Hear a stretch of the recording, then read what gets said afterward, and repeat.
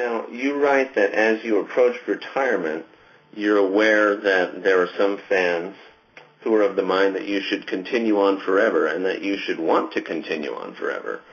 And you sort of argue that, well, why wouldn't I want to eventually put down the drumsticks just as a policeman or a teacher would eventually retire? Because it's a gift. Is music, in fact, a gift from the perspective of the person who makes it? Or is it more of a career or a job? Depends on the person very much, and it's somewhere between a gift and a curse and a job. Mm-hmm. You know, on a scale, I suppose, it's a gift followed by a job followed by a curse. Right. Some people find making music very easy. It just pours out of them. They don't think about it. They just kind of ooze music. Other people find it harder, and I think I'm one of the guys that finds it harder to make music. I worry a lot about it. I practice really hard. I don't like much what I play. I always think the other guy has a much better angle on things, etc., etc. And if you are like me, and many more people are like me than you would think. Why? Because, of course, we're in the industry of human happiness. We're in a sales industry here, so people put a good spin on everything. Right. But there are more sick dogs out there than you would think. I actually kind of, just because I interview people, I guess, I actually kind of think that the music business tends to, how can I put this, it seems to be geared toward the exploitation of damaged personalities. Certainly, you know what I mean? Well, yeah, to wit Michael Jackson, you know. Right. I mean, a classic case of a guy who doesn't have the stamina, the strength of character to resist making his skin white. You know, I mean, it's an unbelievable case. Now, most people don't define it as tough as that, but some people do, and I think my book has caused something of a stir because I really don't mind talking about this at all. I found towards the end of my career, I found it quite difficult.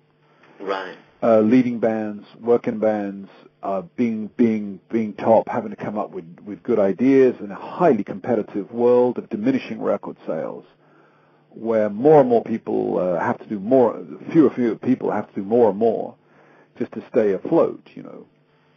And I found that difficult, and I am interested in the tougher aspects of being a musician, about why we do it, about self-expectation, about the destructive nature of things, about burnout, if you like, all these things. I think that's good, juicy stuff, and my book deals with that at the end, and it's caused something of a stir because, you know, people like me are not supposed to talk about that. Right, it's supposed to be a thin promotional vehicle for absolutely. For yourself. Yeah. Absolutely, you're supposed to promote, and you're in sales. But now that I've retired, I can tell you exactly what I want to tell you, right. Which is great. That's part of what I think is the strength of the book, is that it's not a thin promotional vehicle like, look at me, I'm Bill Bruford, I'm great, or whatever. Yeah, you're not going to get that from me. That's great. That's great. Now, I wanted to ask you, has retirement been what you thought or hoped it would be? Well, I've been retired about 20 minutes. And all I know is I seem to work just as hard as before. Just to clear things up, Sterling, I have retired from public performance. In other words, I don't do concerts and I don't do drum clinics anymore. Right, right. However, I do a lot of interviews. I do a lot of writing. I do a lot of lectures. I have a lecture tour coming up in the UK in the fall. I make and produce records, and indeed I have new records out on September the 7th. Oh, great. A record of fresh material with a great British composer called Colin Riley. And that material was recorded just at the very end of last year, just before I stopped working full-time as a musician. Oh. So in a way, that's my last record, and I'm thrilled with that. Very good. And I release archive pieces. In other words, life is pretty busy. Right, you're going to continue, obviously. Yeah, I'm still in the music industry, kind of full time, but it's just that I don't play concerts anymore. I gotcha.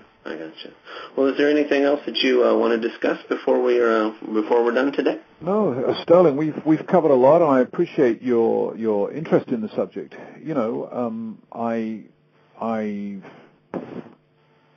spent a lot of time in the music industry, and I'm just sort of pausing here to think how it is I can maybe give of my experience to the young. I think it's sometimes behoven upon musicians to teach, if possible, and I will probably find a position, I think, where I can probably talk along the lines of the way we've been talking to young musicians to try to avoid anybody getting seriously hurt. Right. Which is, I mean, it's certainly people go in with their eyes not wide open. They do, as they do in many professions, but most professions they try to explain a little to you beforehand. That there's no college of rock or jazz. There is. Well, there are plenty of fame schools which tell you how great it's going to be, but they don't tell you, how to get there. People can get disorientated trying to find the right way. Right. Now, one last question: have you been happy overall with the reaction to your book? I've been hugely gratified. I mean, people have been absolutely sweet about it, and I'm slightly surprised. My publisher is slightly surprised too. We're selling lots. And I'm absolutely thrilled. I mean, if I had another book in me, I'd start writing tomorrow. But I'm afraid there was only one story, and that's the story that's gone. Well, excellent. Well, congratulations again on a really great piece of work. Sterling, I appreciate it, and thank you for the interview. Thank you very much. All right. Bye-bye. Bye for now. Okay.